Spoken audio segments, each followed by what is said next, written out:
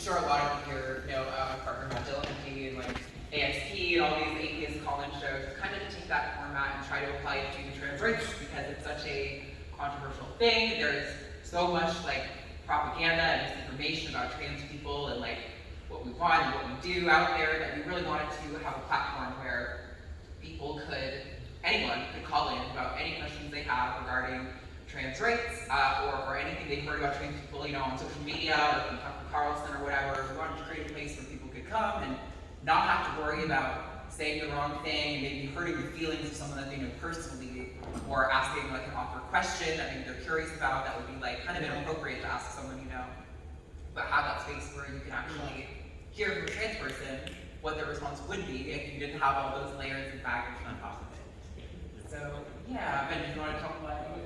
Yeah, so as you heard, I guess I'm Dr. Ben now. I just graduated medical school. So it's weird for me if you call me Dr. Ben. I will probably freak out a little bit because I'm still very, very new with that title. But I'm a recent graduate of the Arizona College of Osteopathic Medicine, so I'll be getting a DO this month. I guess it's so weird to say that. I'm also in the military, so I'm a trans man. I will be going active duty for residency at Fort Belvoir in Virginia, which is kind of adjacent with Walter Reed for family medicine. I plan on doing a lot with gender affirming care within the military, so that's going to be an interesting time. But if anybody here is pre-med or interested in medical school, I'm happy to answer any questions on that as well. But I joined the transatlantic team after they started. They had a significant lack of trans men speaking, and I was very happy to contribute to that. No, I think that's good intros, but yeah, you guys are good. We'll kind of like get started. So we're gonna probably talk about some like terms and definitions first. I'm sure all of you here will probably all on the same page about stuff, but just to make sure there's like no confusion or like if I say a certain thing, you guys aren't like, what the hell does that mean?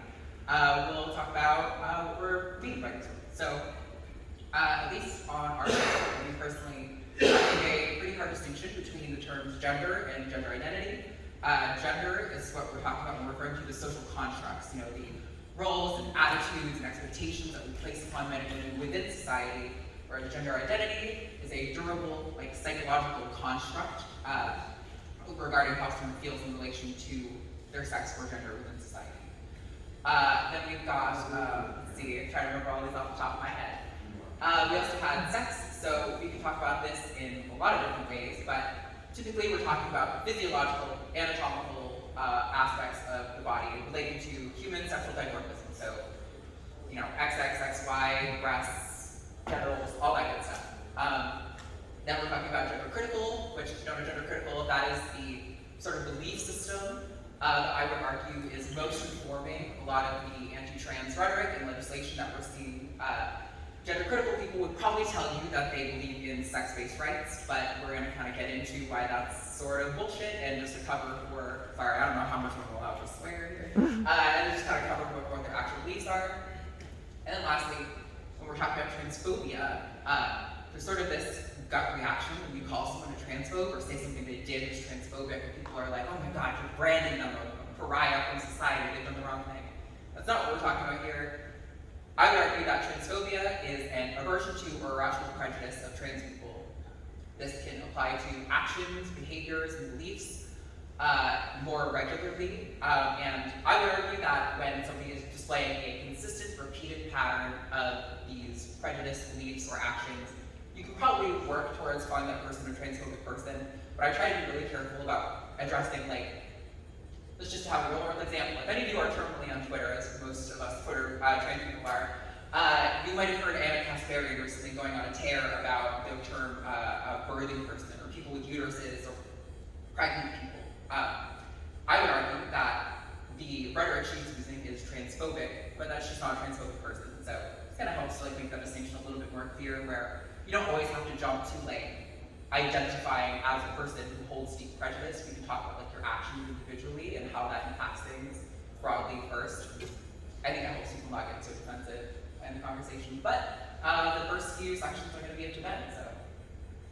right, so as you can tell, the title is It's Not Basic Biology, because this is one of the biggest arguments that we hear, and we're going to go through kind of the top arguments that you might hear when discussing trans rights. So I'm going to cover a few, and Arden's going to cover a few, but kind of an overview of what we're getting into. So we're going to talk a little bit about oversimplification, we're going to talk about moving the goalpost, ambiguous language, ecological fallacy, and visual aids, trans as a religion, sex segregation, and sports segregation. So there's a lot of stuff to cover here, and I hope that we can get through a lot of depth that you might not hear in some other places. So starting off, this concept of oversimplification, this one makes me very passionate, because this argument we hear constantly. It's just basic biology. We've all been in a biology classroom where someone has said, you're either male or you're female, and that's it. There's no in between, and whatever one that is based on what's in your pants, essentially. But there's a lot more nuance to this. And so, kind of to drive my point home here, do I have any science majors in the room? Anybody? Any chemistry? Wow, okay, so we know nobody likes chemistry here. But this model is taught in almost all undergrad or entry-level science classrooms. Can any of you tell me what's wrong with this model? Yeah. Electrons in this very specific location. Yeah, so we're taught this, and a lot of us see this as, when I think of an atom, I think of this. But as you get further along into scientific education, you learn that the models that we started off with are not usually correct. Like this can teach an entry-level student a lot about what is an electron. What is a proton and a neutron? How do these fit in a model? We know that this isn't really how it works, but it's good enough to start. Another example that's very similar is everyone's favorite, the Punnett square. There are a lot of issues with Punnett square, and it's not entirely wrong. It's very good for certain things. But it has a lot of limitations to it, and I'm not going to go through these necessarily all, but the point is, it relies on a lot of assumptions, and if you're working with a pretty easy concept, it can help a new student learn about genetics. But once you start adding some nuance, it gets more and more complicated. And I know for me, going from undergrad to medical school, it was a big shock of thinking everything I learned in undergrad was wrong. And it's kind of demoralizing, because you have to relearn all of the science. But the point is, in a doctorate program or a master's program, like you're able to understand some more of these gray areas that you weren't able to understand as an undergrad. So when people use this argument of it's just basic biology, that's kind of suggesting that that's all you need to know about. That this baseline entry-level biology is all that there is, and that's just not true. This gets very sticky. So how does sex, especially, get really sticky? And this, again, is going to be very simplified. I can go into lectures for days and weeks of just about this process. But why do we oversimplify things? So the brain prefers the path of least resistance. We don't like to put a lot of work into our thought processes. And if you watch any of the atheist content on the internet, you understand that you can watch somebody try to answer a question in their own head and not understand the thought process to how they got there. We have a good Mr. Anthony McNabosco here who does a very good job pointing that out for people. But people often, they make patterns in their brains and they follow where they think the patterns lead. But if you really break it down, do we know that the pattern actually follows from the data that's there? And oftentimes it doesn't, but it's understanding that our brains do that is very helpful to kind of remove that intuition from the equation and be able to think more critically. But we can use some of these simplified models, as I said, to help explain general tendencies. And then as you learn, you can add more nuance to it. So in this case, we have the general pattern is that males are XY, they produce sperm and they have testosterone. And then on the flip side, females are XX, have ova, and produce estrogen and progesterone. So that's kind of a general guideline. Most people kind of fit these pretty congruently. But we can teach exceptions later. So what exactly determines sex? So as we kind of mentioned, sex is a combination of dimorphic reproductive characteristics. But there's a lot of different factors that go into this, and you'll find people that will argue that one factor is the key and is the one thing that makes you male or female. But biology doesn't really agree with this. So we have genetic sex, which is what a lot of people might think of with XX or XY. We have a lot of exceptions here too. So there's XX, there's XY, there's XXY, XYY, X without another chromosome, there's XXXY. You can even have quadruple X's and triple X's. There's so much variety there. And then there's anatomical sex, which can be broken down into a couple different components. You have internal anatomy and external anatomy. So your internal anatomy could be your testes, ovaries, epididymis, vas deferens, the uterus, and fallopian tubes. So anything that comes from the mesonephric and paramesonephric ducts, those will become internal anatomy. And then external, such as the penis, vagina, vulva, scrotum, prostate. And the prostate, yes, technically is external, which is a fun embryology rabbit hole that you can go down.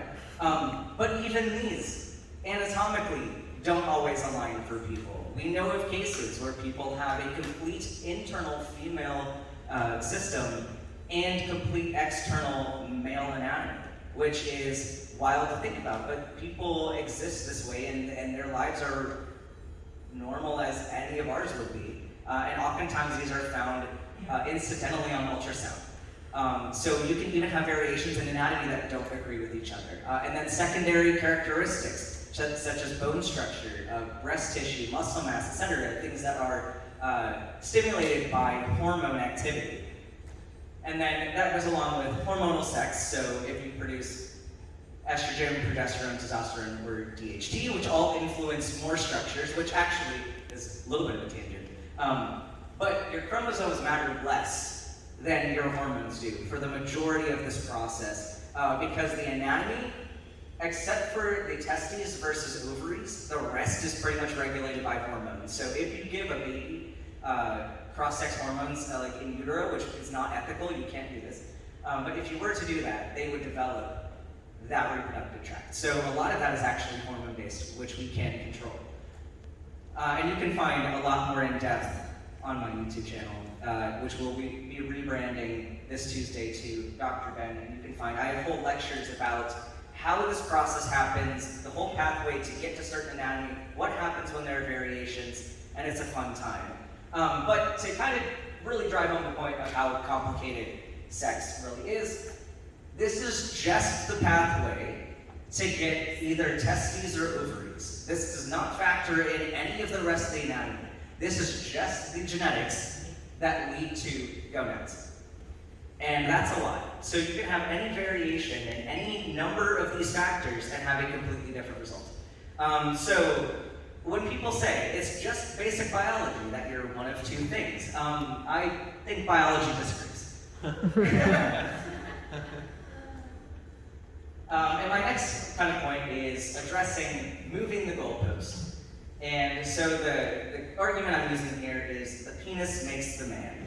And I was going to write some hypothetical arguments for this, and it turns out I didn't need to because I went to the wild of Twitter, and I found some gold to work with. So we have this picture. This is a Harvard D1 swimmer who's a trans man, making a point that your anatomy does not make your gender. So he says, I do not need a penis to be a man. And this is a medical doctor that says, yes, you do, which is funny, after everything I just mentioned about how you can have countless variations. But we're focusing mostly on the points in the chat for this. So we have this expectation already that if you're a man, you're going to have a penis. And then somebody comments in red, and they say, still a man without it, which is interesting. Because we get in later, and it seems to be that this person thinks that this is a trans woman and not a trans man. We'll read through this. So someone else says, you're right, trans men are still men without a penis. And then Red goes again and says, you've somehow veered far off course. This is pretty obviously speaking of a man. That would still be a man, even if his pre-existing penis was still there or not. Glad I can help clear up any confusion. So it sounds like they're trying to talk about someone who used to have a penis that no longer has one, and that they're still a man. So hold on. So if you're a man and you have a penis, but then if you used to have a penis and no longer have one, you're still a man. All right, cool, tracks. And then blue comes in and says, right, the man in a picture is a man. Glad you agree. And then red, I mean, it's hard to see it, but red says, if referring to the same picture, then yes. So they're pretty committed to saying this person's a man. So we keep going. Right, so whether he has a penis or not makes no difference. He's a man. And then green says, so you need a penis to be a man, but if you don't have a penis, you're still a man. Make up your minds. Yeah, we're still moving the goalpost here. Then red chugged back in. Not sure how you might have drove up the off-ramp into incoming traffic like this, but what I'm saying is, if a man with a penis ends up not having a penis later in life, that person is still a man. And then, so you don't need a penis to be a man, and this keeps going. They just keep digging a deeper hole here. Basically, born as a man, always a man. Almost 100% of males, notice how they say almost, as they're avoiding the exceptions. Almost 100% of males born with a penis, barring birth defects. So if one of those men either lost or had their penis removed later in life, they're still a man. Not sure how I could be more clear. Right, this guy's saying he doesn't have a penis, but you agree he's a man, and he is because we base it on the brains and not the penis, so glad we agree. Trying to make my views more clear to you, I agree with the statement that one wouldn't need a penis to be a man, but that's based on other comments where they would have been a man with a penis to begin with. Then they have it removed, they don't stop being a man. And then, the cherry on top here, same thing I said also applies to women. If they were born as a woman, then adding something surgically, or just having the thought in their head that they're a man, doesn't make them a man. That's why the modifier trans exists. So this is a mess. This is what we call a mess. And I don't need to explain in a whole lot of detail of why, but you saw that they moved the goalposts several times, and we could not accurately peg down what their definition of a man was and what the role of the penis even had in this equation. But kind of the crux of this argument, and this is one I give a lot of credit to Katie Montgomery, even though she's not here, but she makes this argument a lot, but I'm applying it to men because patriarchy. So, to clearly define manhood, they must set criteria that include all men and exclude all non-men. And as we saw in this example, it's very difficult to do that based on physical characteristics alone, because whatever you set to be the key point that makes you a man or a woman, not everybody has that. So that makes it very difficult to set this definition. So if you push them more on that, you'll get a response such as, well, it's based on their chromosomes, or it's based on their gametes. And you'll push them more on that and say, but what about people who don't produce gametes? Well, it's based on their gamete potential. So what does that mean? How do we determine what someone's gamete potential is? And Katie also likes to call this the gendered soul argument, which is kind of very fitting here, because that's really all this argument is. So even they have to go to something that is not physical to make this argument, and you can pretty easily back them into the corner on this point. Kind of the next one for me is ambiguous language, and we're going to use the argument, stop mutilating children, because this one is all over the internet. So here's a fun quote from the wild as well. So we have end wokeness. So they say, 18 to vote, 18 to enlist, 18 to buy a pet, 18 to get a tattoo, 18 for a lotto ticket, 18 to sign a contract, 21 to adopt a child, 21 to buy tobacco, 21 to buy alcohol, 21 to buy weed, and 21 to gamble, but toddlers should be allowed to mutilate and castrate themselves. Which is a point you get to by following this argument. So I do have an example argument here, because this is one you more commonly hear, and that is, we can't allow doctors to perform gender surgeries on children. And so the person B here says, can you give me an example of where this happened? And then person A says, Chloe Cole, someone who is popular in the media for being someone who detransitioned, had top surgery at age 15. Minors can't consent to these procedures. So we have between this argument and the one we saw from End Wokeness, they're using some language that can make you think one thing, but then they can argue a different point because they weren't clear about what they meant. So in this case, we're talking non-specific gender surgery on children. But kind of the problems with this argument is that child has a very wide range. So again, with the Chloe Cole argument being 15, like that's not what a lot of people would think of when you say child. When you say the word child, it often implies toddler or school-age kid. But they're using it oftentimes to say adolescent. So child in itself is very nebulous and has a wide range.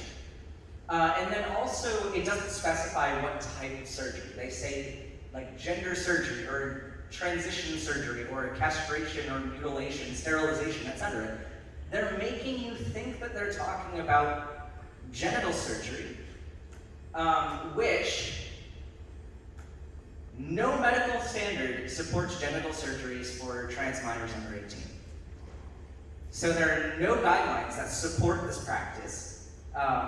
You have to be over 18 and you have to go through a lot of steps to even get approved for a surgery like that. You often have to have therapist letters, even letters from the person providing you hormones. You have to have documented gender dysphoria, documented living as your gender for a certain amount of time before they'll even approve it. So by the time you're getting this, you are a consenting adult.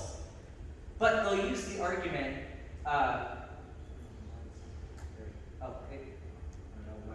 that's fine.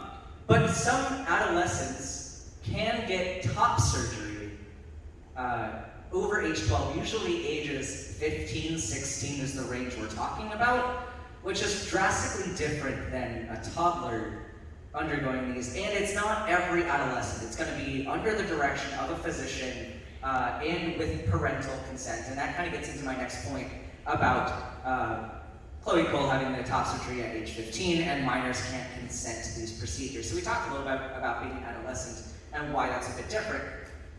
But yeah, most minors in general cannot consent to any medical care at all. Even if you get a broken bone or you have diabetes or some other condition, the child is not consenting to that medical care. It is the parents that sign the consent to have that, which is why we run into issues with Jehovah's Witness children not getting blood transfusions, because it's not the child consenting, it's the parents consenting. So children consenting is not really the big issue here, but there are some cases where adolescents can consent. And that's different states and different countries have different ways that they determine whether an adolescent can make that decision. And in the UK, they have something called the Gillick Competence Test, where they determine by the standard an adolescent, usually around 16, I think, can make their own medical decisions. And then in the US, we don't have anything super standardized for that, but in the majority of US states, you can, if you're a minor, you can get STI testing and consent for it, and your parents do not have to know about it. And you can also get pregnancy care, and your parents don't have to know about it. And also, if you are whatever age, even if you're, unfortunately, if you're 12 and are pregnant, you can consent for your child. So 12 years old is not old enough, and even for top surgery, I'm not saying that 12-year-olds should necessarily be getting this, but take somebody young they're making this argument of minors can't consent, but you're saying that they can't consent to this surgery for their own body, but they can consent to being a parent, carrying a child to term, and making medical decisions for their baby. So it's a little interesting about what is allowed for child consent. And this is kind of my last point before I pass it off to Art, and I know I talked a lot. But this next one is the ecological fallacy, and this kind of goes with the argument that most people fit neatly into a sex category and all others are just exceptions. And so the problem with this, I have another quote from the wild. We have Colin Wright. He says, the gender activist that Matt Walsh sparred with said that with respect to biological sex, there are no simple answers in human biology. Biology would like to have a word. He makes this really fun visual aid, which I have a huge pet peeve with poorly done visual aids, because you can convince anybody of anything with a picture, because again, cognitive shortcuts. Like we can look at a picture and we don't necessarily read what it says, but the picture makes my brain think that there's a pattern or a correlation, so I'm going to probably go along with the data that I don't know anything about. So we have here kind of divided up pretty evenly our males versus females, and then intersex being the 0.02%, which I will dispute that percentage entirely, because I think it's closer to 2% of the population. And so he did something weird with the number as well, saying that the multiplication factor of 0.02, and then also adding the percentage at the end of the multiplication factor, which is dishonest in general. But this makes, looking at this, it makes you think, yeah, well, the majority of people fit into one of these two categories, so why do I need to worry about these exceptions? Why can't we just treat them as outliers? And this is a problem. So the ecological fallacy involves using a population-level statistic to make determinations for an individual. And it sounds like a great idea, because it can be useful for providing general trends. So like epidemiology, we can use a general trend to say that the majority of people should get vaccinated against COVID, because we have this overwhelming evidence that the majority of people are not going to have side effects and that they're going to receive benefit. So it's great for that, if you take into account that there are exceptions and that there's some nuance to this equation. So it can aid in general guidelines for public health, which is great. But the problems are when you take these guidelines and then you apply them to individual people where they might not work. And so in this case, there's a person in front of you. Like if I'm practicing medicine, there's a patient in front of me that needs my help. And let's take an example like Graves' disease, or a form of autoimmune hyperthyroidism, which is in about 2% of the population. So kind of analogous to the intersex example that we used. But you have 2% of the population that has Graves' disease. If I just said, well, the majority of the population doesn't have Graves' disease, therefore you probably don't have it. I'm not doing my job. I'm making a pretty big error, and this person's not going to get health care because of it. And that's kind of what we get here, is saying that trans people don't need health care because the majority of people aren't trans, or the majority of people aren't intersex. Wow. And that's dangerous to think that way. So instead, we should maybe be more vigilant that there are exceptions and not be so quick to write people off. And a big one, address the person in front of you. If someone is in front of you that says, I'm trans, or I'm intersex, I'm non-binary, I'm any of these things, like, yeah, the likelihood is, if I were to draw from a population a random name out of a hat, more than likely that person's not going to be trans. But with the person in front of you, you don't know if that person is the exception or not. So it's worth treating them with dignity, and not just using them as the exception to write them out of policy and making their existence illegal.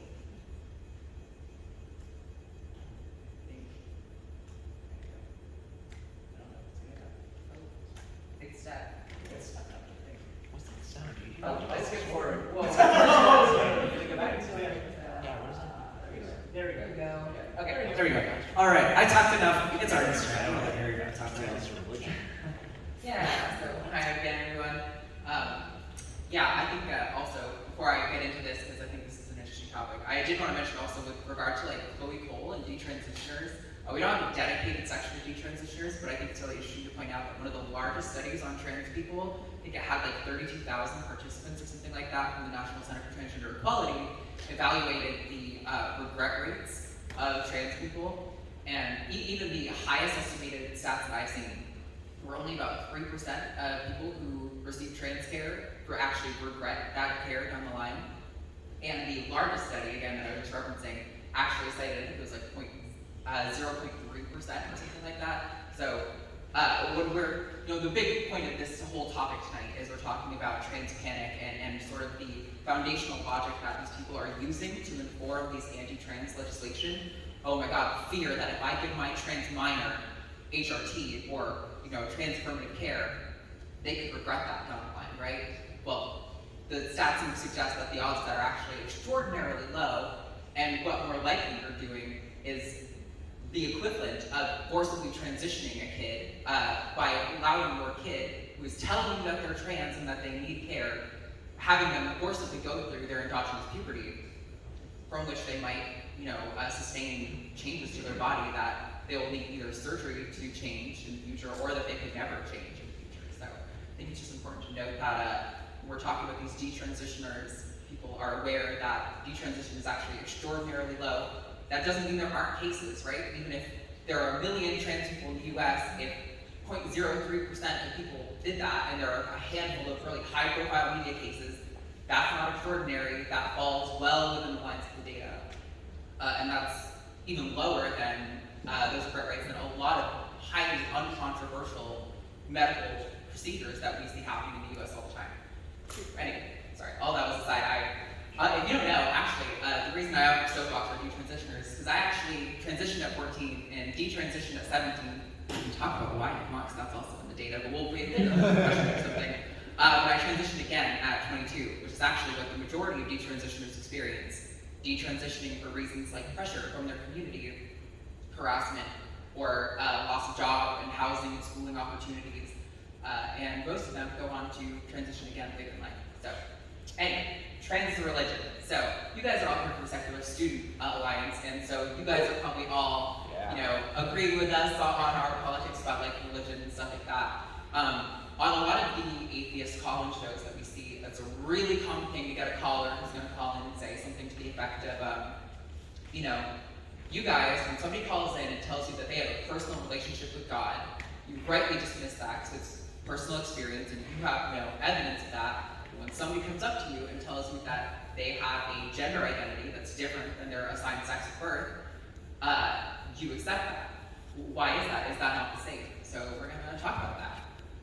Sorry, my points aren't going to come up individually like pens. I'm not scrappy. So the point is, if your gender identity is solely rooted in self-report, how is that different to an outsider from a claim about a personal relationship with God?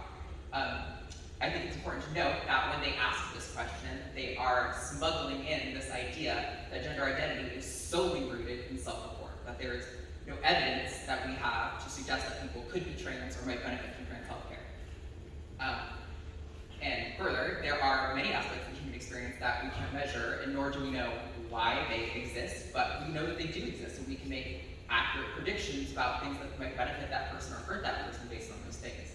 Some great examples of that might be handedness. It was really common in the last century for handedness to be perceived as sort of demonic. People were forced to write with their right hand. A lot of them will end up, there are a lot of stories about people who were left-handed naturally, being forced to use their right hand, growing up and noticing when they would go to do things that might require them to use their dominant eye, all of a sudden they're really bad at it and struggling with it, and they think they're just not good at those things. But the reality is that they were tricked into thinking that they were right dominant, when in fact, when they use their left eye, all of a sudden, those things become a lot easier for them. Same thing goes with sexuality. Conversion therapy was practiced, in a lot of countries, including the US. And I know in the UK, they recently tried to make it so conversion therapy was illegal unless you were making trans people. I think they overturned that, but UK is a hot mess right now, so we won't go too deep into that. But we know that conversion therapy is extremely ineffective. It does not successfully change someone's sexuality or their gender identity, but what it is highly correlated with is increased rates of suicidality, increased rates of depression, increased rates of illicit drug use. So, while sure, I can't point to you the gender spot or the sexuality spot in the brain, that's absolutely true, we can tell that whatever this matrix within the brain is real and is impacted by real world consequences. It's also important to notice that treatment models for trans healthcare are really reliable. Like I was just talking about, the data seems to suggest that only highest estimates, 2 to 2.6% of people regret transition, right? We're talking about knee replacements or LASIK eye surgery or I think it's robot-assisted prostatectomies. All of these things have extraordinarily high regret rates. But I don't hear conservatives or Tucker Carlson or any of these lawmakers going out and holding these giant meetings where they're trying to ban this because people might regret these surgeries, right? Because we all know that there is no medical procedure that is going to be 100% successful all of the time. That's not how science works. That's not how medicine works. We have estimates and statistics, and we rely on these things to make the best judgment that we can in the time, but it's not always going to be perfect. The other thing that I wanted to talk about with regard to this is that we'll hear a lot of claims kind of attacking the methodology of these studies that talk about trans rights and trans healthcare and all of these things, right? And I think a lot of that is probably fair. A lot of methodology in medicine is difficult to do, in part because we as a society have decided that there are strong ethical guidelines that we ought to follow to protect people. Like, for example, when we are testing medications, often now it's the case that rather than doing a placebo group, we will give people the current standard of care compared to the new care. Because it would be sort of unethical to say, you are suffering and you need help, and we're going to make you think we're giving you help, but we're actually not. We've decided to apply certain ethical frameworks, so it is extremely difficult to get a double-blind placebo trial for trans minors, right? Because you're going to be forcing a portion of that population to suffer by not giving them the treatment that they might need. But there are things we can do to counter things like sampling methods and methodology. You can weight your statistics. You can sample a massive sample size. Like I said, that's one from the National Center for Transgender Equality, had 32,000 respondents. They actually just finished the second one. I don't know how many respondents they did, but I know it was blew the last study out of the water. So hopefully we'll get some really exciting new information, and who knows, maybe some of the things I'm telling you tonight might be totally different in a year's time. But yeah, so I think it's always fair to criticize the data, right? Criticize the methodology, sure, that's totally fine, I accept that. But as skeptics, right, as humanists, our goal here is to give people the best shot that we can with the information that we have. If future information comes out that says our methodology, our approach needs to change, we need to try different things, then that's what the data says, and we ought to probably follow that. But as of right now, the data overwhelmingly seems to suggest that, well, sure, a trans person could be lying to you, you could be taking their claim on nothing. The reality is that there's not really a good reason to lie to you about what my gender identity is. You know, I didn't go get surgery and go through years of hormone treatment, do voice training, and go through all of these different things so that I could, win in a soccer tournament or something. It's absolutely ludicrous that people would go to these extents to lie to you about something so integral to our humanity and our identity. So the next topic I kind of wanted to cover is something we see a lot in this legislation is about sex-segregated spaces. So we're talking about bathrooms and prisons and sports teams and things like this. We're going to get more into sports specifically after that, but first, so when we hear these hearings on sex-segregated spaces, something that we hear a lot from these conservative lawmakers is we want to protect women. And on the surface, I think we probably all here can agree that protecting women is good, right? We want to protect women. Awesome, love that. But the reality is that what they want is to protect women from men, right? And the implication there is that trans women are assigned male at birth, and cis men are assigned male at birth. Therefore, any population level statistics that we know about men, like the fact that it's just true, men do commit the most violent crimes, more than any other group, that must also apply to trans women, and therefore banning trans women from sex-segregated spaces would protect women. This doesn't really seem to be the case. Also, I think for women who have unfortunately faced assault or violence, you'll know that most of those violent crimes don't come from a stranger in the bathroom. They come from people you know in your life, people who are close to you, people who you trust, people who can convince you to let your guard down so that they can hurt you. Also, furthermore, trans women are also victims of misogyny, sexism, and male violence. We are not excluded from this because we're assigned male at birth. My partner and I, this is slightly torpid, it's related to this. We breed snakes and rats, right? And we talk to pet store owners all the time. When I go to a pet store owner and we're doing a deal with them, they never look me in the eye. No, they look my partner in the eye because he's a man. They do all the dealings with him. I am just tertiary to that situation, right? Just because I was assigned male at birth doesn't mean that I'm somehow excluded from misogyny. I've been assaulted by men. I've been creeped on by disturbing men. I've been called misogynistic slurs. I've been catcalled. I have all those experiences. And I don't think those things should be qualifying into womanhood whatsoever, but to suggest that assigned male at birth, trans women were assigned male at birth, that therefore we know nothing of the experience of womanhood, and that we are not only not victims of male violence, but that we are going to be reliably expected to be perpetrators of male violence is not founded at all in the data. I don't know a lot about the data on bathrooms. I know there was at least one study at Harvard that found there was a correlation with increased reports of assault from trans people in areas where access to bathrooms were highly restricted. There's a little bit of an issue there because you can't necessarily say that that was due to like being in the wrong bathroom that they were assaulted. But I think it does speak to the values of that community, how that can affect those people, and how those values can fall down onto minority people. I think also, when we're talking about prison systems, right, there's always going to be the one-off story. Conservatives love to, they have like a handful of like 3 stories that they love to bring up every time we talk about segregation in prisons. Karen White, if you've heard her name from conservatives, she was a trans woman who assaulted someone in a women's prison and got access to women's prison because she was trans. That's horrible. That shouldn't happen. Violence is never okay, not when it comes from cis men, not when it comes from trans women, it's wrong.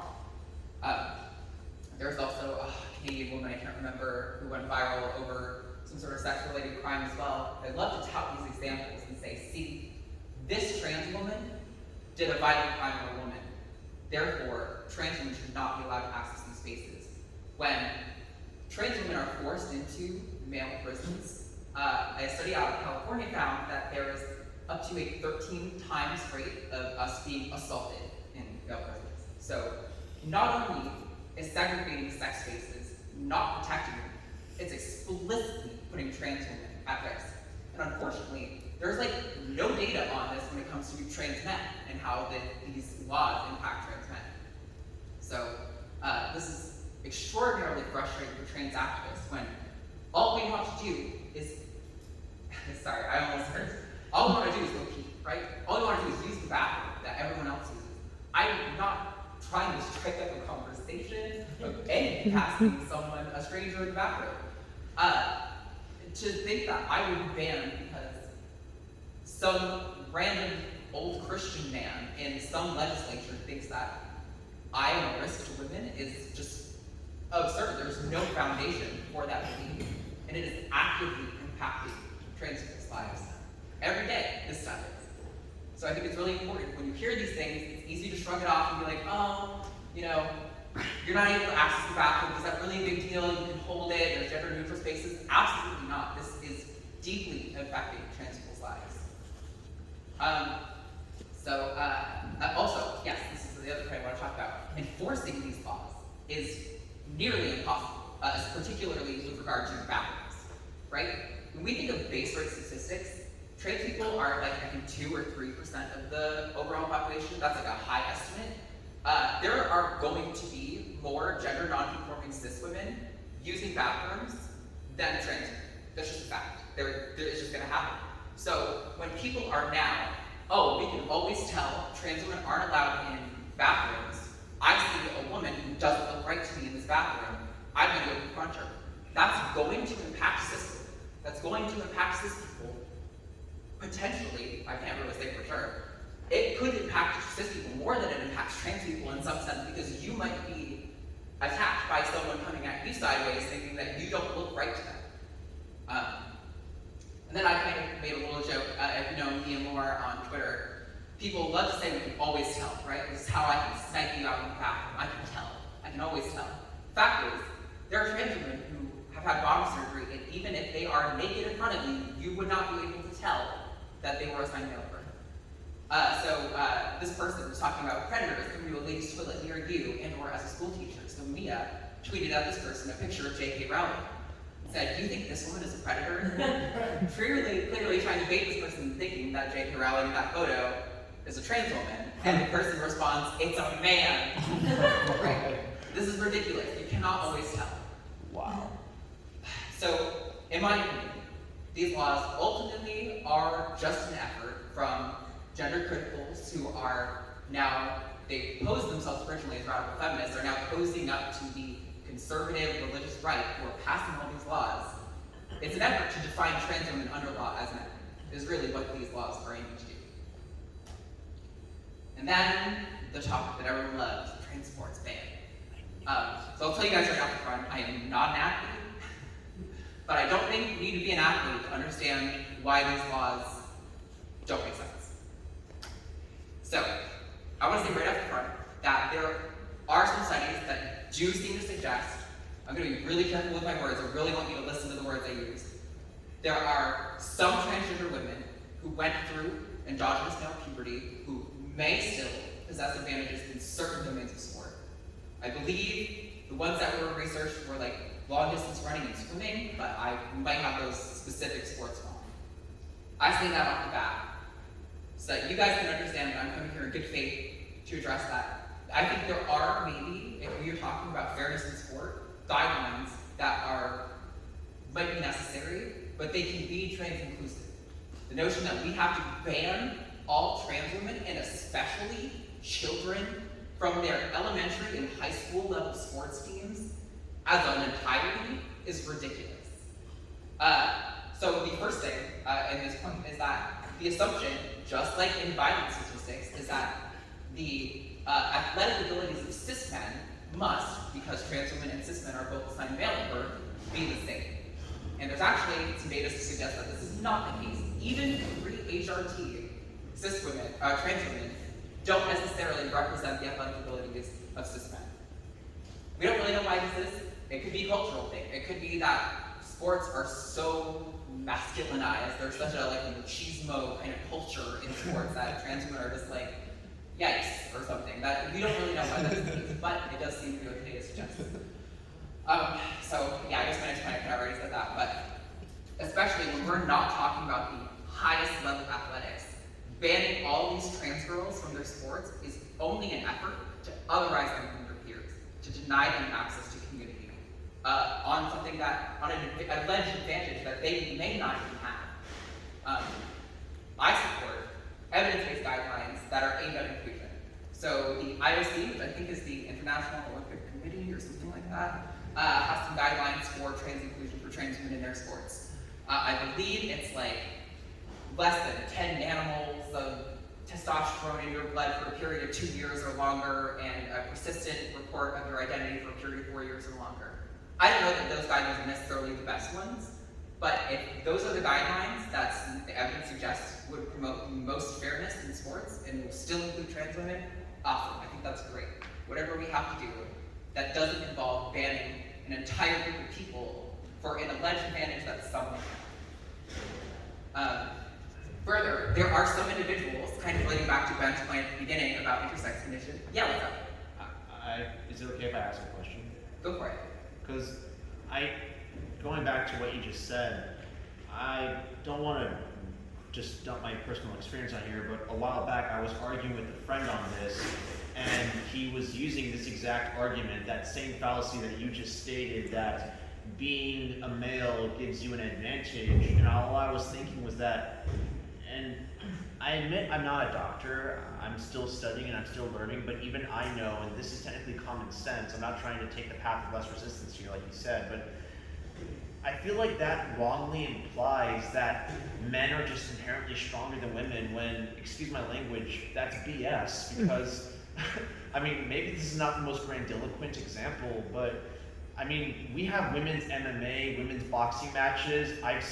I mean, there are tons of women bodybuilders who exercise just as hard as men. I mean, to say that because I was assigned male at birth, that just makes me inherently stronger than someone who's clearly trained in boxing all their life is just completely redonkulous. Yeah, I'm a trans athlete. I do Brazilian Jiu-Jitsu.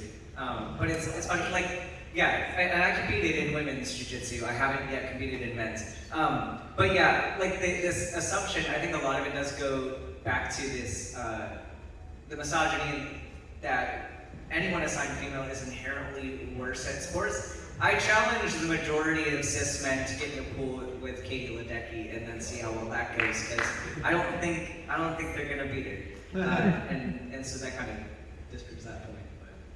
Yeah. No, thank you. That's very true. I think and this kind of goes on to what I was actually going to get into, which is that even by these guidelines, right, that we're issuing that you have to have certain testosterone levels to compete in the women's league, there are going to be individuals who are, by all of society, considered cis women, who are not going to meet these criteria, and maybe because they're intersex, but also maybe because they're not. 10 nanomoles of testosterone is, believe it or not actually that low. I think it's interesting to ask ourselves, while I absolutely do support policies that are going to promote fairness in competition and in these sports, where exactly are we choosing to draw this line? And in this situation, is this simply an artifact of like the patriarchy and white supremacy? I'm sure you've all heard about Caster Semenya, who was not allowed to compete in the women's division in the Olympics because she has a disorder of sexual development or an intersex condition where her testosterone levels are too high. By all standards, she's a cis woman, but she's not allowed to compete. But when we're talking about this top level of sports, they are naturally going to select for people who have genetic anomalies that are going to cause them to be very skilled in that sport. I mean, of course, when we're going to the Olympics, we're wanting to see the people who are, for whatever reason, genetics, money, or whatever, going to be the best performers in the entire planet at that sport. That's what that is about. So we have to ask ourselves, where do we draw the line? Why is testosterone a disqualifying criteria? But when we're talking about someone like Michael Phelps, who I think it was like the memes were going around, he's got these giant hands that allow him to propel himself through the water super fast.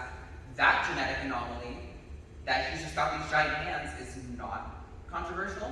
And I'm not saying that maybe it should be, but I'm saying we really need to think about, at these top level sports, what we decide are the disqualifying criteria for you to be able to compete. Why are we choosing testosterone to disqualify you from women's sports? I think it's an interesting question. And while guidelines may well be the best for fairness in sport, I think, as you pointed out many times, it's obvious banning a group in its entirety over traits that may be had by some of them is not rational. That is another effort by the law, by gender criticals and these conservative lawmakers to define in law that trans women are men. And that is pretty much the entirety of our main points.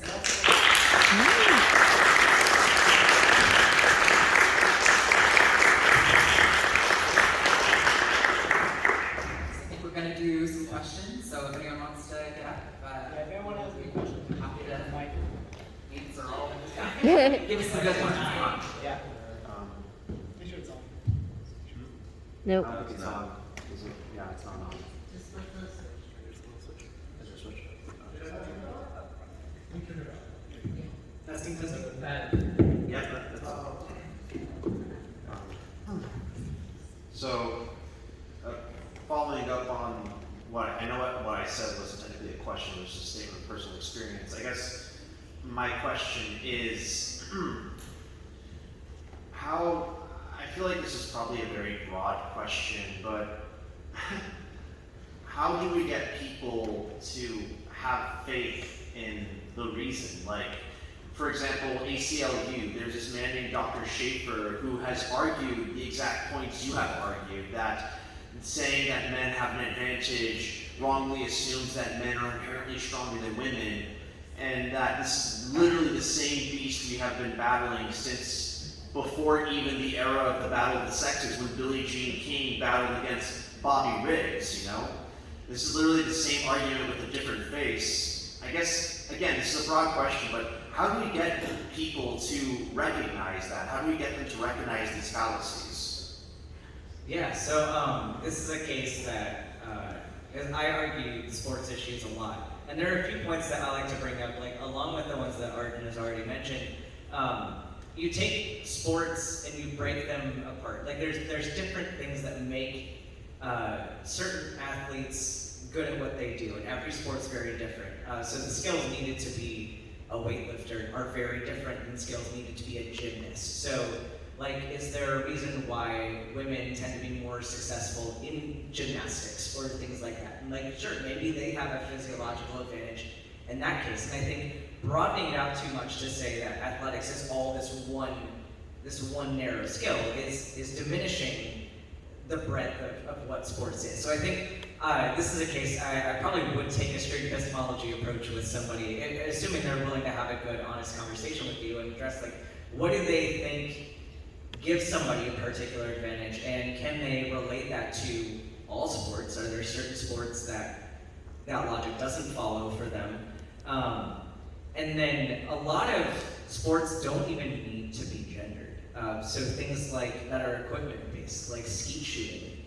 There's like a whole controversy, I guess, like with a woman who initially like won skeet shooting, and then they ended up separating the genders because they didn't want the woman to win again. So like equipment-based sports, you don't need gender segregation.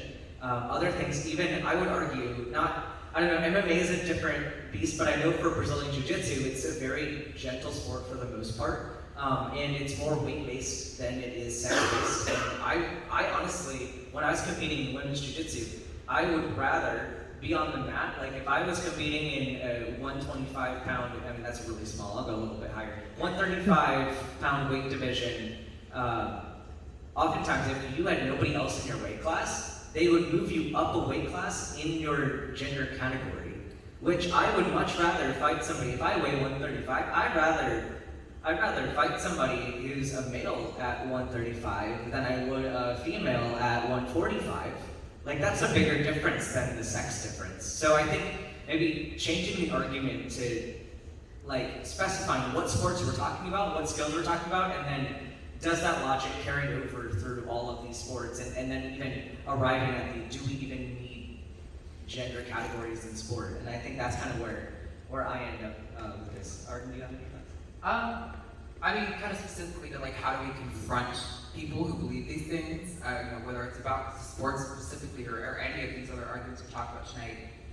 It's difficult for me because I like to look at the data. I've spent a lot of time reading all of the studies about trans healthcare and trans rights, and all the ones that gender criticals bring up a lot too. And so it's tempting for me to always reflect on that because at the end of the day, that is like what we're observing in reality.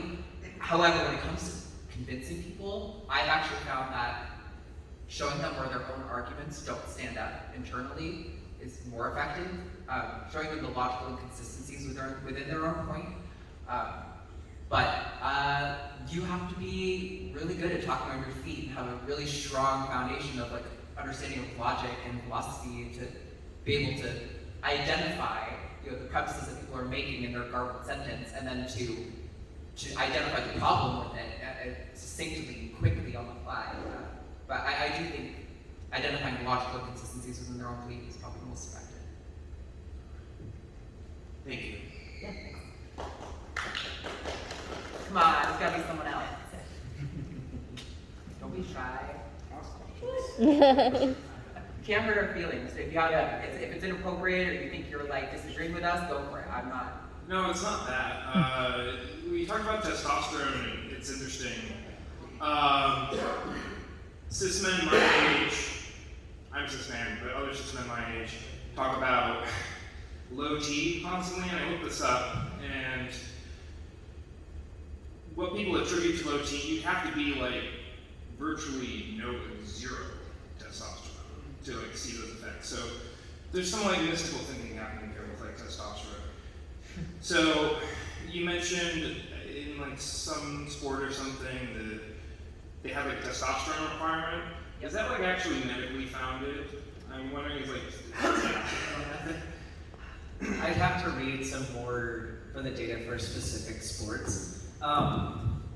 I mean, this is more of an experience thing because I went on testosterone. But granted, like when you're going from a female puberty and then going to exogenous testosterone, you're taking a lot of it. So yeah, it can play a little bit of a difference. The question is like, how significant is that difference by like each amount of testosterone? That's a question that I would like to see more studies on. And it's funny too because actually there's something with regard to miscommunication that is very interesting to me, and that is when you see communication related to cis women and cis men's levels of hormones, the graphs, and this is again where visual aids can be very misleading because the units are different for your amount of testosterone and the amount of estrogen. So actually cis women have more testosterone than they do estrogen and progesterone. So if you were to say, like I kind of hate the phrase that testosterone is a male hormone and estrogen is a female hormone because everyone has both of them. And in fact, both sexes have higher testosterone than they do estrogen or progesterone, but it's just a different ratio. So it's definitely something I would love to look more into, but I don't have a solid answer as to the significance level. This is just a quick follow-up question. Do you think it's just, yeah, you mentioned other hormones. Like, yeah, we kind of both, we all have the same, just maybe different levels of these hormones swimming around inside of us. So do you think it's just we're kind of like over-attributing to, we're just like kind of, is a society focused on this testosterone thing, using it as sort of our pivot to talk about gender, whereas maybe it's just a much more complicated, like you said earlier. Yeah, it's definitely a lot more complicated because there's definitely the whole process of how we produce hormones is pretty nuanced, and certain things that testosterone itself will do is kind of different from what DHT will do, which is determined by 5-alpha reductase, which cis men tend to have higher concentrations of. But then people with incredibly high testosterone levels might also end up with really high estrogen levels because testosterone is converted to estrogen via aromatase. So that's why you see dudes that go on steroids, they end up getting some hypogonadism is because of this estrogen pathway that they're triggering. So there's a lot of interplay there, and the adrenal glands have some more interplay as well. So yeah, I do think it's oversimplification of what role testosterone specifically has versus the entire system. But yeah, I could probably do a whole lecture specifically on that. Well, do you mind if I ask that? Is it just testosterone? Like I thought you required like other hormones to transition. Or was it like just? To transition for a trans man, it's usually just testosterone because we can suppress that pathway pretty easily. Whereas with trans women, sometimes they have to go on an androgen blocker, but not all of them do. It just depends on the individual. Yeah. With regard to how scientific the IOC guidelines are, I know they kind of address that, but I'm going to be careful about these specific numbers because I have looked at all these papers before, but again, sports stuff, it's like hitting a brick wall in my brain.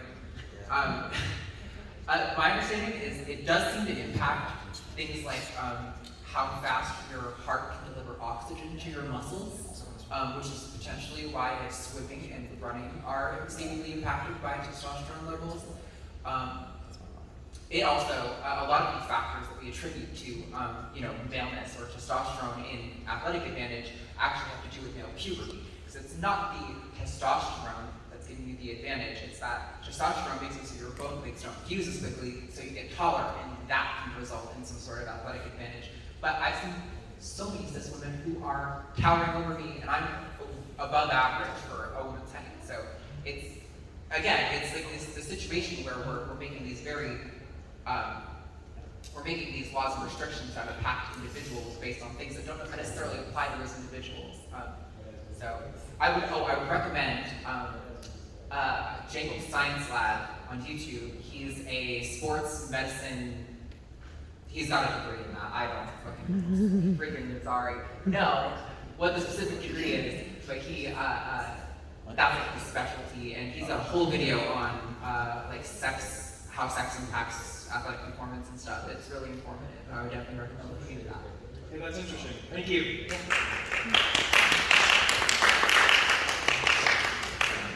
Also, don't worry about curse all you want. Okay, cool. I was trying to be respectful. You can fucking curse. Yeah, we're the best. All right. Hi. Hi there.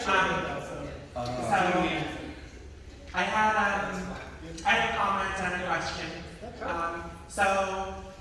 I'm an athlete. I play on the UTSA women's rugby team. Awesome. And I just wanted to say a little bit about my experience. Personally, when I first joined the team, I considered myself to be like the worst player on the team. You know, I was so much slower than everyone. I'm still so much weaker than everyone. My skills in general are like, you know, they're not as good as the rest of the girls. And, you know, I like to joke around about how, oh, damn, my biology is failing me. And where's my unfair advantage now? Yeah. Right, so I just wanted to comment on that. My question is, all right, so you brought up the we can always tell type thing.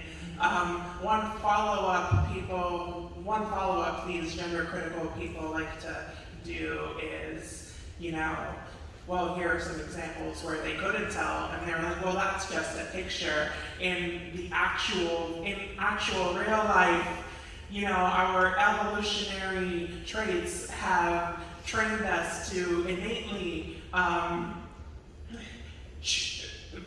Smell it. Yes, in real life you could tell because of the pheromones and the, when you're in the moment, when you're in person, you can tell like all the curves in the face and whatnot. You know, I just wanted to know your thoughts about that.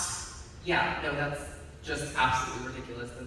I mean, it may be that some people, you know, endogenous male puberty or endogenous testosterone puberty, whatever you want to call it, may it affect your bone structure in such a way that people can go, oh, I would think you were assigned male at birth based on this feature.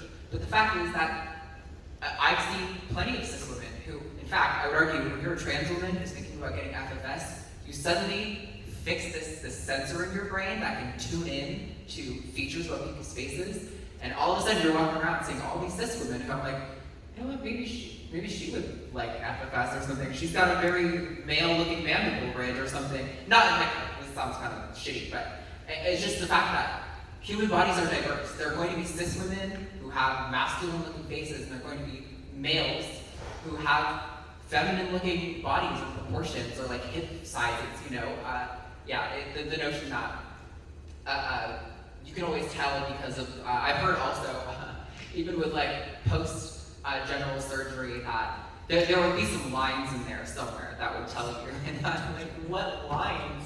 What are you talking about? Soon someone would write with marker, like, was assigned male at birth, just to make sure you don't know. No, it's just untrue. Also, I can't open a jar of pickles. I have to have my boyfriend help with that. So my male advantage is failing me every day. I do want to bring up a jiu-jitsu example again, just because it's my sport. But there was a controversy recently, of course on Twitter, because everything good happens on Twitter. But recently, there was a video going viral from the 2014 Nogi Worlds, and it was a match between two elite-level black belts, Gabby Garcia and Mackenzie Dern, both extremely high-level athletes. And I made a video about this because somebody made this video go viral again, saying that Gabby Garcia is a trans woman, and she's not. She's a cis woman, and she's a bit larger than the other women that compete at that level. And there's of course question about like what her hormone levels are, which like is none of our business because I'm not her doctor. Like, but she's competing in the sport, and she's had to hyper feminize like the way she interacts with the media and everything because of the fact that she's so frequently accused of being a man. And she's a cis woman that faces the same discrimination. But even worse, this fight was an open weight match. So when you're competing in combat sports, you have your weight class, and then specifically with IBJJF, you have a separate weight class that you can do after you've made the podium in your weight class. You can go fight everybody else at your skill level, regardless of their size.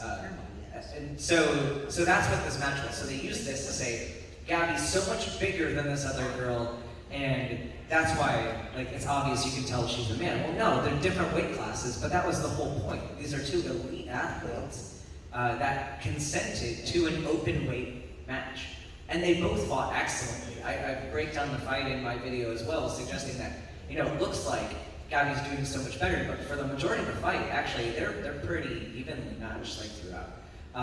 So you can't always tell, and in fact, this does, as we mentioned, it harms cis women as well because everyone gets thrown under the bus together, I guess.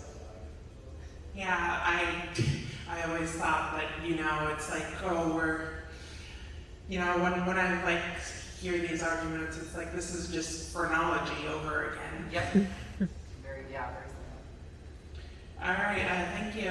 Thank you.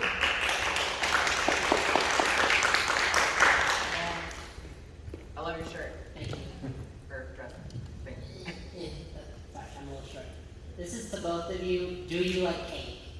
Cake? Yes, that is my question. Do you like cake? Yes. Controversial. I gotta be honest, if there's too much icing on there, no. It's too sweet for me. I'm like, what? Thank you. Is this gonna be our mayo debate? Oh, wait. Is this gonna be our mayo debate? Right. Team cake.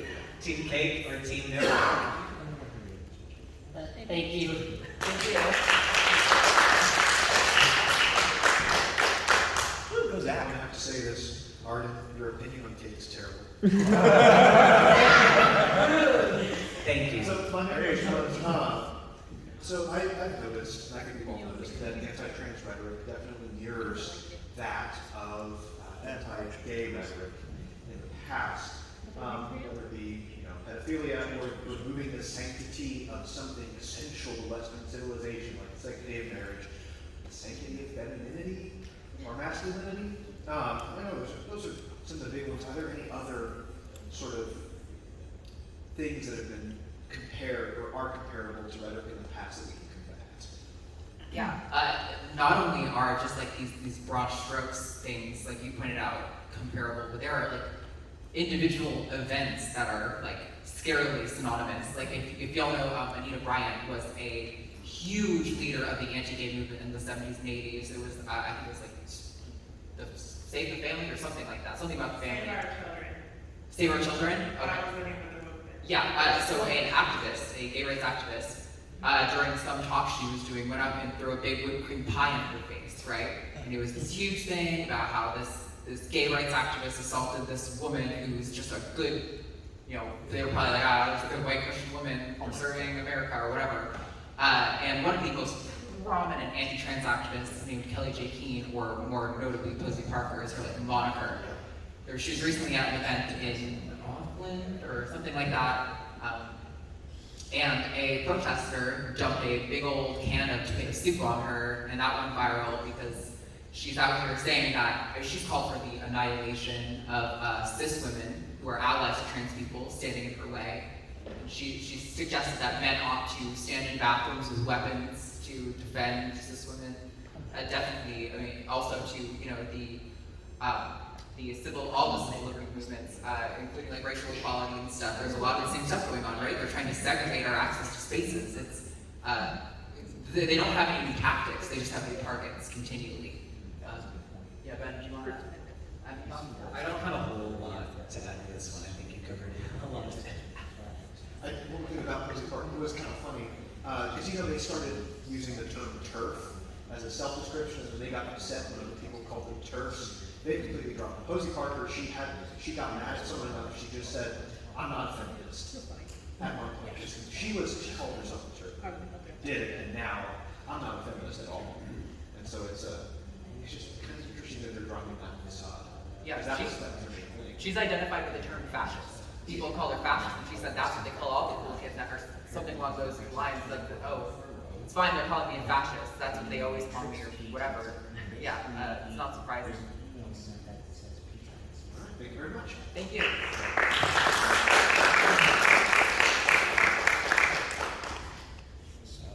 Anyone else? Yeah, do it.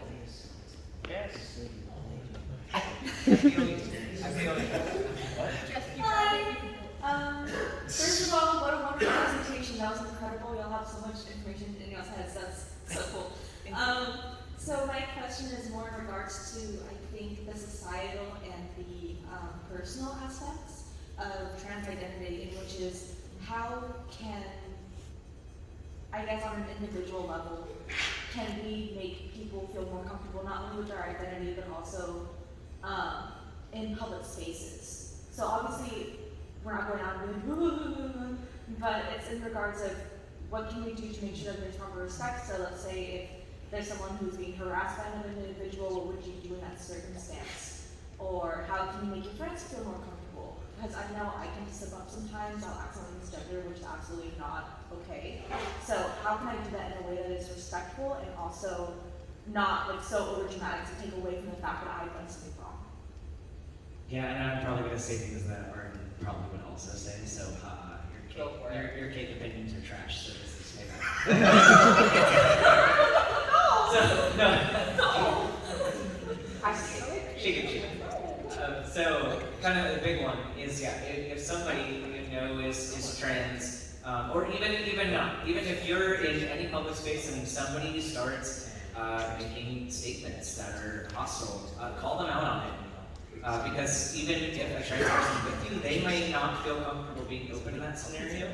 And it means a lot when somebody else is willing to put their social capital on the line and to use to call it out. And especially if somebody else is similar in your background, they might be more likely to listen to you as opposed to somebody like us. If they already have a bias and they don't want to listen to trans people, maybe they'll listen to a cis person.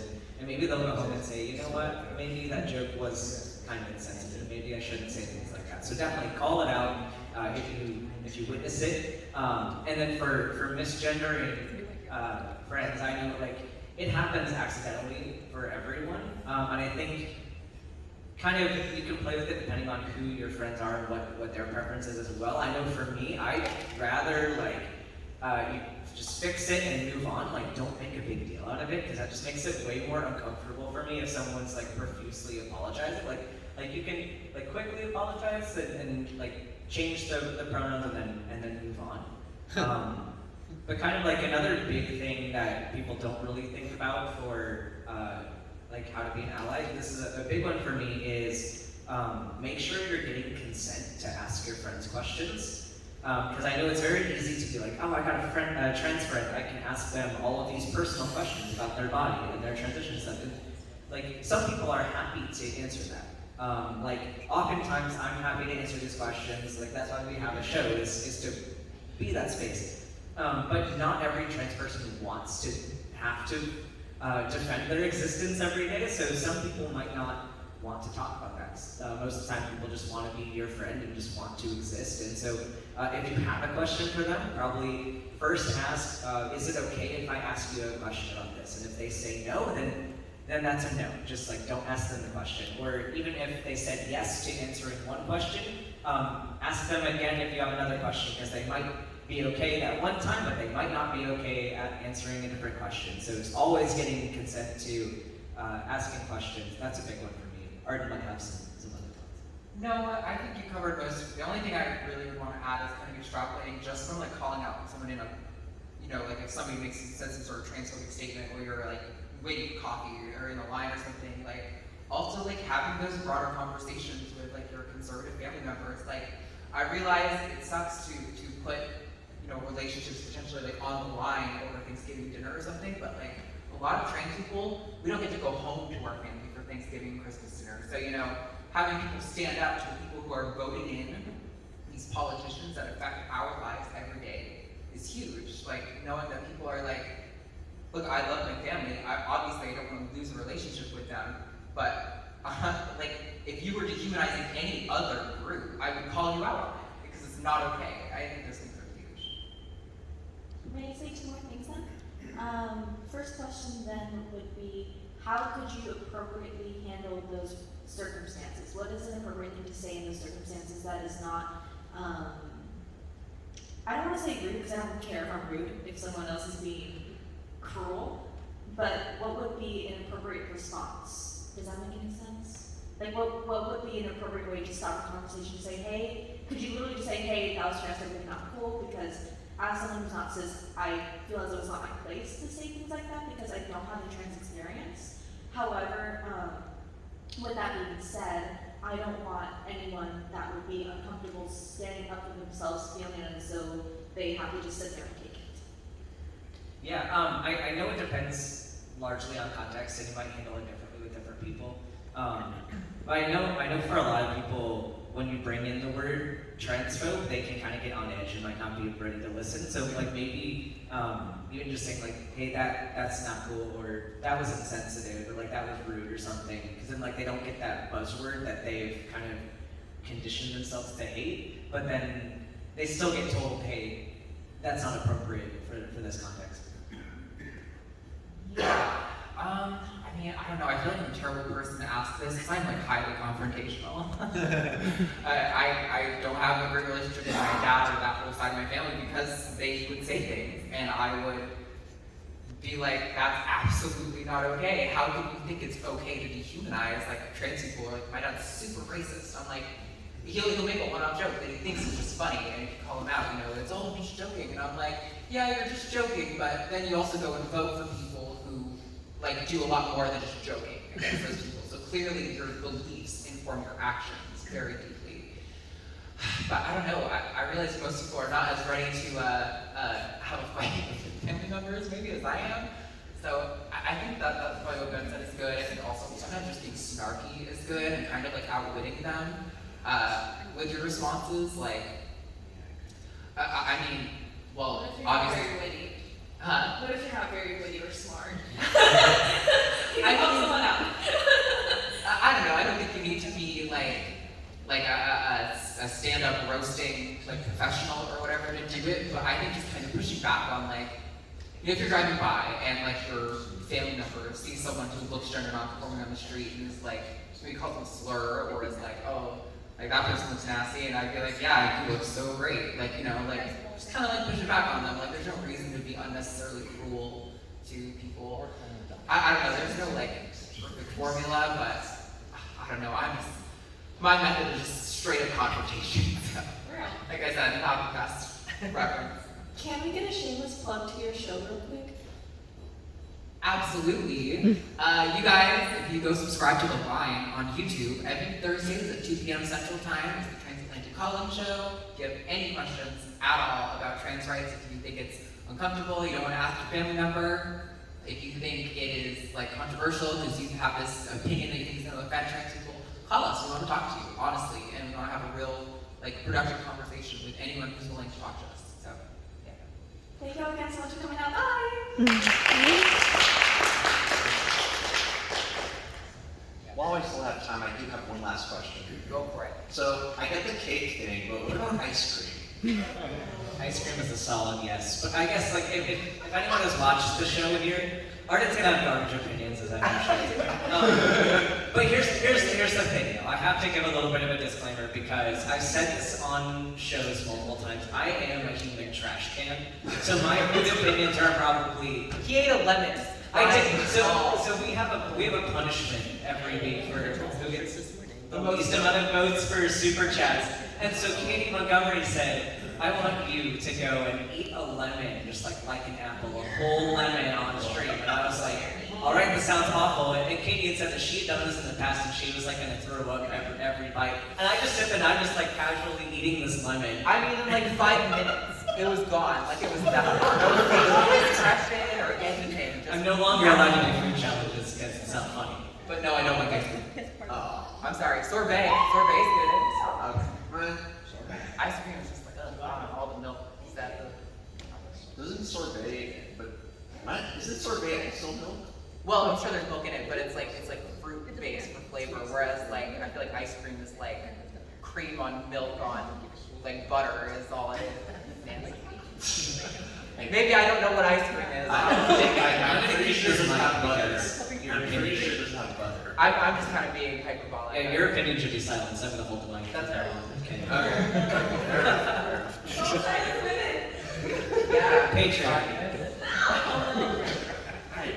I know we're getting all the time, but so how do you advocate for like more or better gender spaces?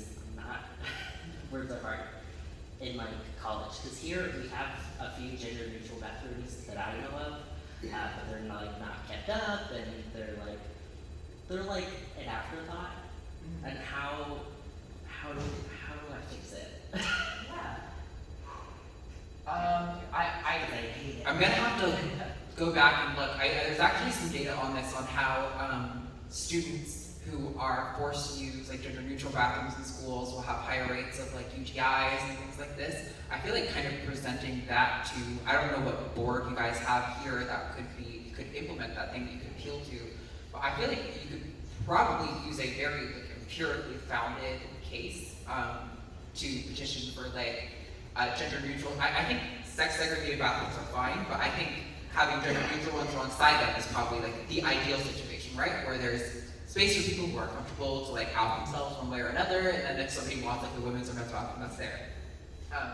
So yeah, I don't know. I feel like we could have a really reasonable pitch. I don't know. I'm sorry for your school board or for any school board for that matter, where you would start with that. But if anyone does know, pipe up. Definitely like. Tell me. I'll fight that. Yeah, I don't know kind of the structure of your university because they're all kind of different. I know my current university, I guess, like as for my like 1 day left on that campus.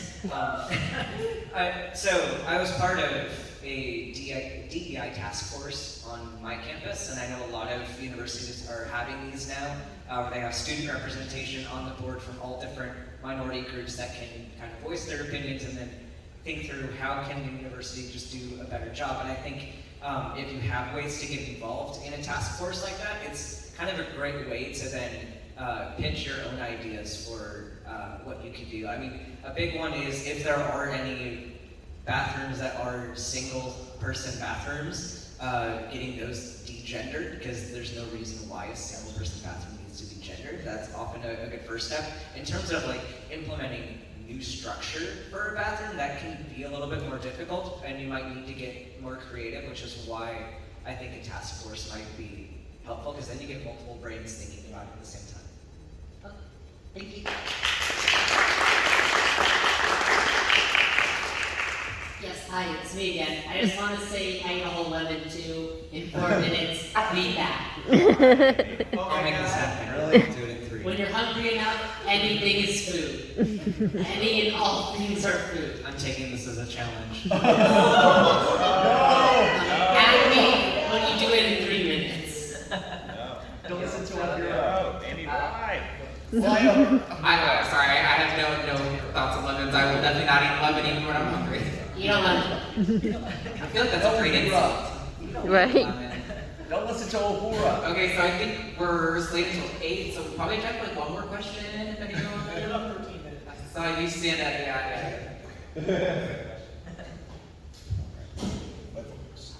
First of all, I apologize for my voice. I'm losing my voice. But I thought the presentation was awesome. I wish every single person could watch it across the world. It would be extremely informative. Second, everyone's talking about cake and ice cream and everything else. No one's mentioning the pickles. Those are absolutely disgusting. I think nobody should be eating them. But I did have a question. This was actually something I've heard people argue, and I've actually learned about this myself. And people will say that there will be kids that will transition or think that they're trans when they're really gay. And is that even a thing? Are people confusing gender with sexual preference or that type of thing? Is that actually a thing where? Sure. So usually when I hear that from like a gender critical or a conservative lawmaker, they'll say something to the effect of 98% of gender non-conforming kids unimpeded would go on to just identify as a gay cis person. They probably won't use the correct language there, but I think you get what I'm saying. So that research comes from a study that was done in Canada, where their defining criteria for a trans kid was any kid who displayed gender non-conforming behavior at all. So if a boy came in, referred to this gender clinic because he liked dolls, that kid was considered a trans kid. So the reason that data suggested that like 98% of trans kids are actually just gay kids was because their inclusion criteria for what was considered a trans kid was any kid who displayed gender non-conforming behavior. And then when you think about how like 2 to 3% of the population is like the base rate for trans people, it starts to make sense because you're like, oh yeah, like 98% of the kids who are not trans, that totally makes sense. That's wholly uncontroversial. So sure, I'm sure, and I've known tons of people in my life who were gay men and gay women who said when they were little they had thoughts about like, oh, I wish I could be a girl, but it's more like, I really admire like Mariah Carey and kind of wish I was like her, and it's less about like, I want you to be a woman. I think the rates at which like, or the data that I've seen on when kids solidify their gender identity is usually around like 2 to 5, and then like that really cements when you get into puberty, when you start to notice your body changing, and all of a sudden the alarms are going to go off in your head. Sure, I'm sure there are examples of gay kids. There are detransitioners out there, right? Again, that's not unfair, that's not unexpected based on those stats that we have. Who just were gay people at the foundation. They just, for some reason, also thought that maybe they were trans as well. But yeah, the stats definitely don't suggest that should be like anything like fear or any reason to withdraw care. The rates at which that happens are so low that it's really not worth introducing any legislation to restrict access to care. Or did you? Yeah, I mean, just a little bit on your end point. Because I didn't specifically mention this in the PowerPoint, but maybe I should have. The transitioning at younger ages, like a lot of this goes to kind of age-appropriate, developmentally appropriate transition. And so that's like the whole premise of like gender-affirming care is to let the person come to terms with their own identity and how they want to live their lives. So like it's not pressuring anybody to do anything. And sure, I think a lot of people question their identity throughout life, and that's normal. And so with developmentally appropriate transition, we're primarily talking like initially about social transitions, like growing out your hair, or trying a different name, trying on a dress, like certain things that are reversible, you can go and change. And with that, encouraging people who are gender nonconforming, like if someone says, I identify as a woman, but I identify as a butch lesbian, and I want to present more masculine, but I'm very confident in my womanhood, like that should be encouraged as well. And I think as we are more accepting of trans identities and more accepting of the wide variety of people, I think there's less pressure for people to end up saying, I have to be cis or I have to be trans. Like I can just be me, and I can like dresses, I can like all this stuff, and then be confident in who I am. But I think people should definitely be allowed to have that process, and it might be a process for some people. Thank you.